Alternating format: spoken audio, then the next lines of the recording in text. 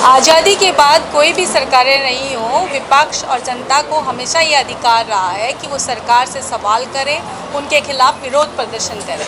और हमेशा उन विरोध प्रदर्शनों का एक राजनीतिक हल ही निकाला गया है। ऐसा पहली बार हुआ कि 4 युवा अपनी मुद्दों को लेकर के, जनता के मुद्दों को लेकर के प्रधानमंत्री जी को काले झंडे दिखाने जाते हैं और उसका दुष्परिणाम उनको ये झेलना पड़ता है कि क्लीन छवि होने के बावजूद, जिनके ऊपर एक भी कोई क्रिमिनल केस अभी तक नहीं है, उनको पाशा के तहत 1 महीने से ज़्यादा के लिए अंदर रखा जाता है, जिसका परिणाम ये निकलता है कि एक व्यक्ति अपने बच्चे को खोता है,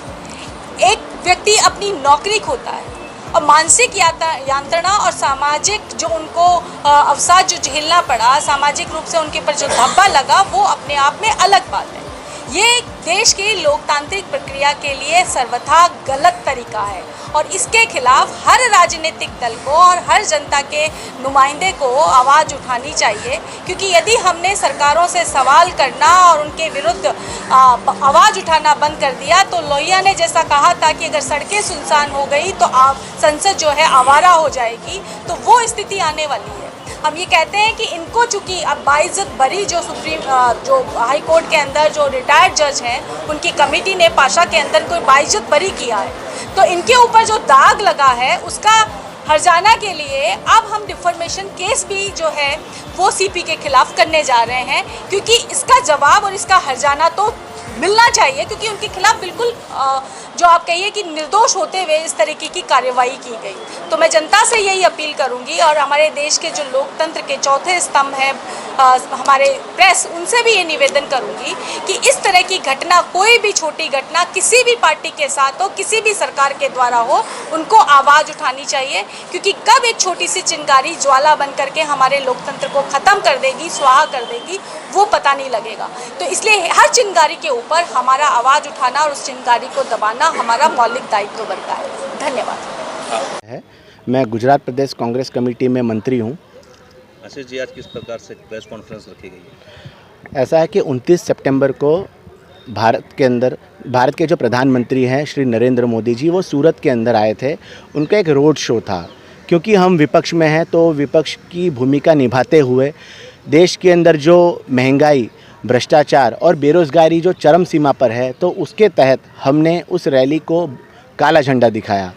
और क्योंकि काला झंडा दिखाया तो उन्होंने हमको डिटेन किया, लेकिन क्योंकि विपक्ष हमेशा अपनी आवाज़ उठाता है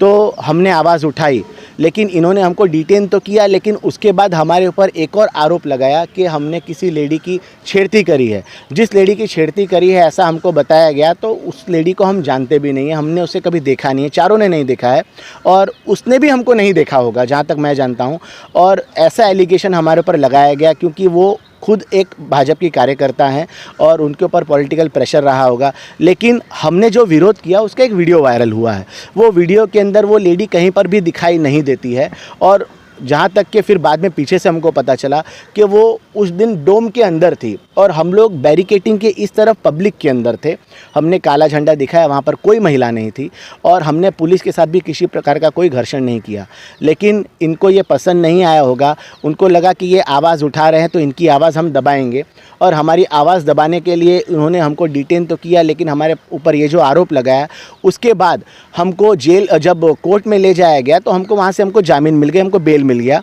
और इन्होंने हमको फिंगरप्रिंट लेना बाकी है ऐसा कह करके लिंबायत पुलिस स्टेशन में वापस लाया और 2 घंटे बाद हमको पासा ऑर्डर कर दिया गया और चारों को 4 अलग अलग जेल में, मुझे महसाना, किशोर भाई को राजकोट, संतोष शुक्ला जी को साबरमती और गुलाब भाई यादव को नडियाद, ये 4 अलग अलग जेलों में हमको भेज दिया गया, जहां हमने 1 महीना 5 दिन हमने उस जेल में काटा